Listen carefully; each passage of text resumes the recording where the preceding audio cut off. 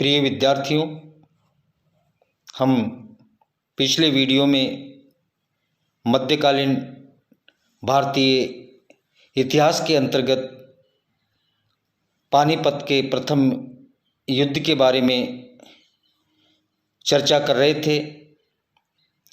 पानीपत के प्रथम युद्ध के कारणों की हमने आपको इससे पूर्व जानकारी प्रदान की थी।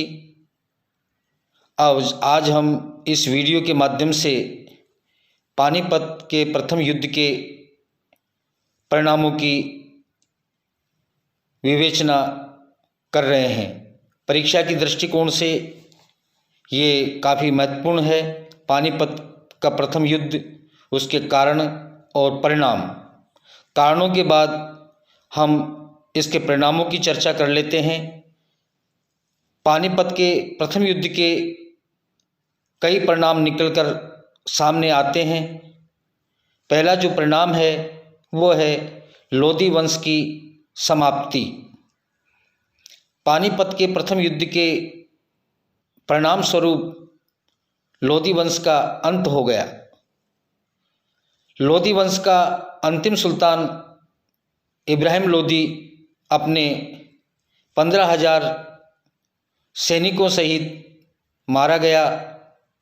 इतिहासकार लेनपूल का कथन है कि दिल्ली के अफ़गानों के लिए पानीपत का प्रथम युद्ध विनाशकारी सिद्ध हुआ। इसने न केवल उनके राज्य को समाप्त किया, वरन उनकी सैनिक शक्ति को भी नष्ट कर दिया। तो इसका जो पहला परिणाम निकलकर सामने आता है वो है लोधी वंश की समाप्ति। पानीपत के प्रथम युद्ध का दूसरा जो परिणाम है वो है दिल्ली सल्तनत का अंत। इस युद्ध के परिणाम स्वरूप दिल्ली सल्तनत का सदा के लिए पतन हो गया। लोधी वंश की समाप्ति से दिल्ली सल्तनत का भी अंत हो गया। तो दिल्ली सल्तनत का जो अंत हुआ, इस युद्ध का एक महत्वपूर्ण परिणाम माना जा सकता है। पानीपत के प्रथम युद्ध का जो अगला परिणाम है वो है मुगल वंश की स्थापना। इस युद्ध के परिणाम स्वरूप दिल्ली सल्तनत के समाप्त हो जाने के बाद भारत में एक नए वंश की स्थापना हुई। अर्थात इस युद्ध के परिणाम स्वरूप भारत में मुगल साम्राज्य की नींव डाली गई।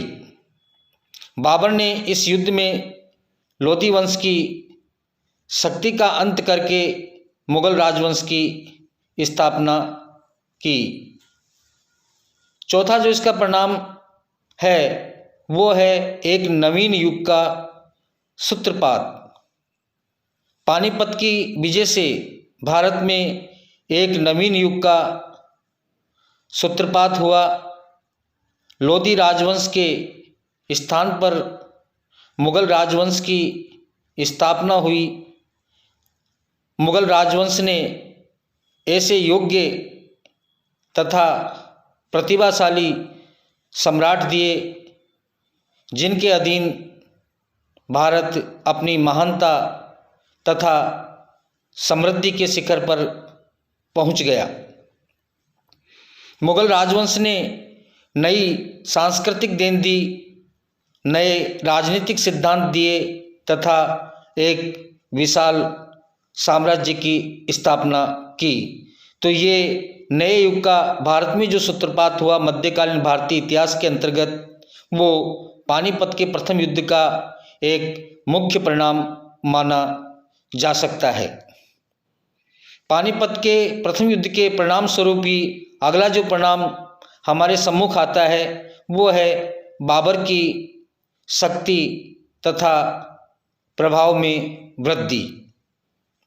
पानीपत की विजय से बाबर की शक्ति तथा प्रभाव में वृद्धि हुई। पानीपत की विजय के बाद बाबर ने दिल्ली तथा आगरा पर अधिकार कर लिया। दिल्ली, आगरा तथा अन्य स्थानों से बाबर को अपार धनराशि प्राप्त हुई, जिसमें कोहिनूर हीरा भी सम्मिलित था। तो इस प्रकार से इस युद्ध के परिणाम के फलस्वरूप बाबर की जो शक्ति थी और बाबर का जो प्रभाव था, इस युद्ध में विजय प्राप्त करने के पश्चात उसमें वृद्धि हुई। अगला जो परिणाम हम इसका मान सकते हैं पानीपत के प्रथम युद्ध का, वो है बाबर के दुर्दिनों की समाप्ति।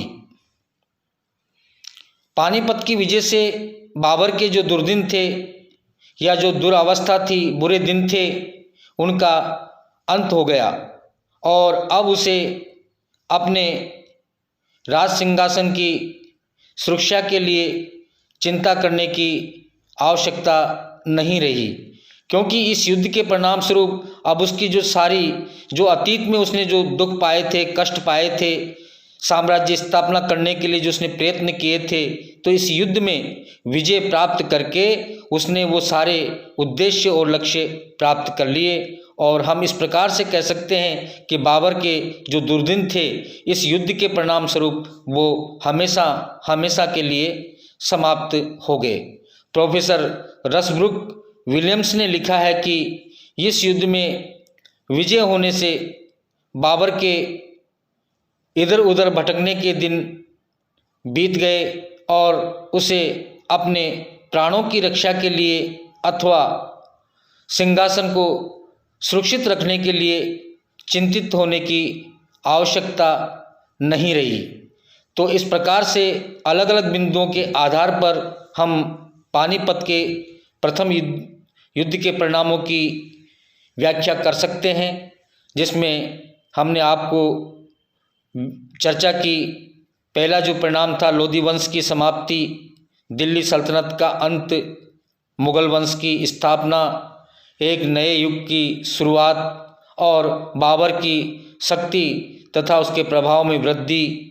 और अगला जो परिणाम था वो था बाबर के दुर्दिनों की समाप्ति या अंत।